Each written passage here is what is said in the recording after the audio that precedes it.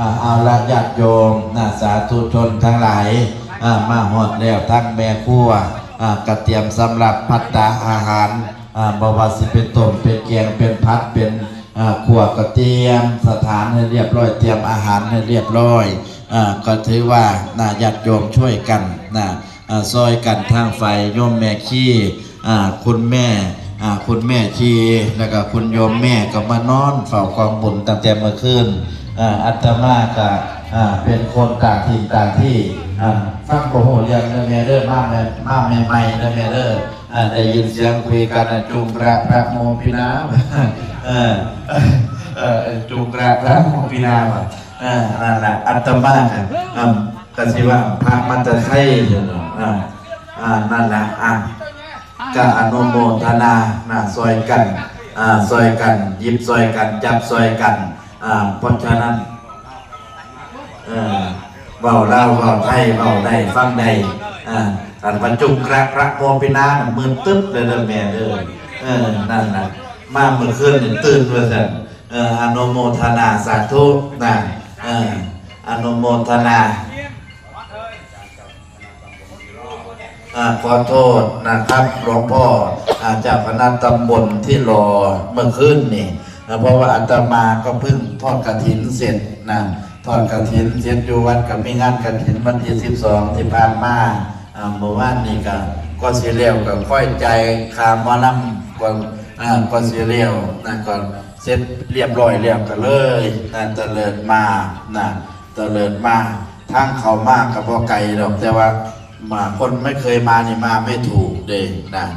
คนไม่เคยมานี่มาคนอะไรพักมากมันขึ้นกับไปพักไปนอนกับพุทธโยมอนุโมทนาสาธุโยมพาคุณแม่เอาหมากเอาปูมาให้เนาะแม่เนาะนั่นเอง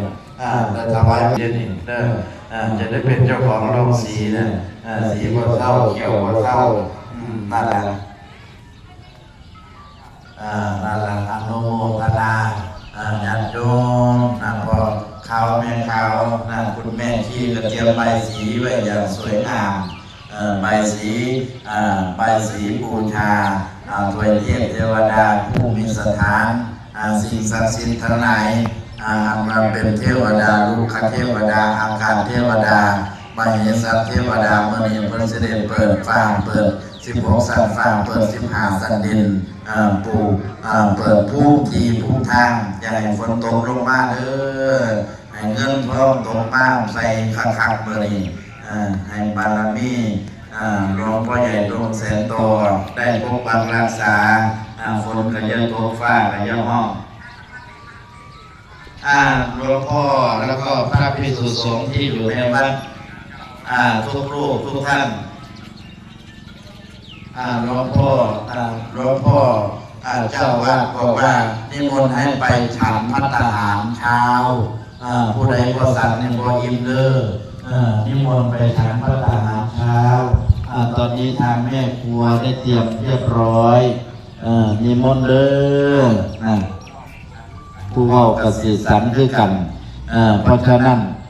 ผู้นั้นเพิ่นไปซอยรถติดขี่ตมอยู่พูดทางพระคุณเจ้าเพิ่นไปซอยอยู่บนรถติดดินอยู่บนผู้ใดมีใหม่มีอะไรก็เป็นหนุนลอยเพิ่นก็ขึ้นรถเพิ่นไปซอยพระคุณเจ้ากับมาสันเข่าสันข้าเขาบอกว่ากองทัพนี่ต้องเดินด้วยท้องเรียนเชิญเจริญพรสายแรงสายศรัทธาญาติโยมจูงมือลูกผูกมือหลานประสานมือแฟนควงแขนกันมาเฮ็ดบุญน้ำกันเมื่อนี้อานิสงส์ผลบุญสิได้ตามคำตินนาบาลสมัยพระพุทธกาลนี่นายตินนาบาลนี่เป็นชายยากจนคนแค้นเป็นคนบ่มีผ่ามีผ่อนบ่มีทีบ่มีทางบ่มีบ้านบ่มีเฮียนไปอาศัยบ้านเศรษฐีอยู่เมื่อนั้นท่านเศรษฐีสิเฮ็ดบุญกฐินก็เลยประกาศบอกลูกหลานแล้วก็คนรับใช้ในบ้านบอกว่าท่านเศรษฐีนี่สิเฮ็ดบุญกฐินผู้ใดสิมาร่วมบุญกฐินมีโอ่งอ่างกระถางกระทะกระบะกระมังกระตงกระตามาปลากระป๋องก็มาเด้อว่าซั่นนายตินนาบาลได้ยินแล้วก็เกิดศรัทธา มองไหนล่ะสันเขาไปทางนี้เนาะอันนี้มนต์พระภิกษุสงฆ์แล้วก็สัมมาเนรทุกรูปมาสันเข่าเด้อภาษาบ้านเฮาเขาว่าจังไดเนาะโมสิบายติ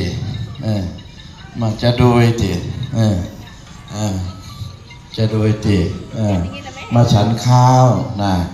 มาสันเข่าฉันบายอยู่ติฉันบายมาสันเข่าก็เรียนเชิญเจริญพรท่านสสประธานเจ้าภาพพร้อมประธานฝ่ายสงฆ์พระเดชพระคุณหลวงพ่อรองเจ้าจังหวัดบุรีรัมย์พร้อมในเวลาประมาณบ่ายก็จะเริ่มทำพิธีหล่อพระประธานซึ่งเป็นงานมงคลยิ่งใหญ่กับพี่น้องชาวพุทธพี่น้องชาวทุ่งวังพี่น้องชาวเมืองตึกนานทีครั้งหนึ่งหรือว่าชาติหนึ่งอาจจะเห็นครั้งหนึ่งที่เขตตำบลของเราที่อื่นพอ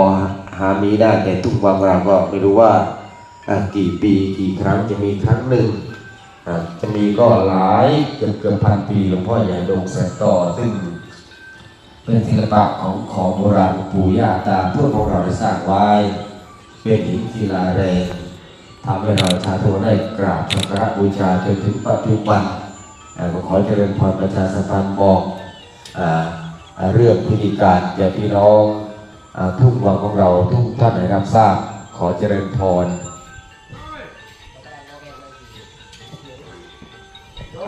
นิมนต์พระอาจารย์ชัยพรพูดกับศรัทธาญาติโยมแป๊บหนึ่งไปฉันเขาก้อนบ่อาจารย์เขาก้อนก็ได้เดี๋ยวให้เพิ่นเว้าน้อยนึงเดี๋ยวจะย่างน้ำคนไปให้เพิ่นเปิดสักการะจักน้อยขอนิมนต์พระอาจารย์ชัยพรได้ว่าหลวงพ่อเนร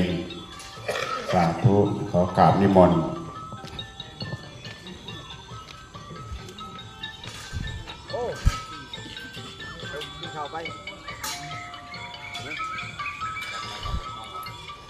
อยู่เดือนพามอย่างดีไม่มีทุกข์ดีกว่าโคกไร่เท่าไม่เศร้ามอง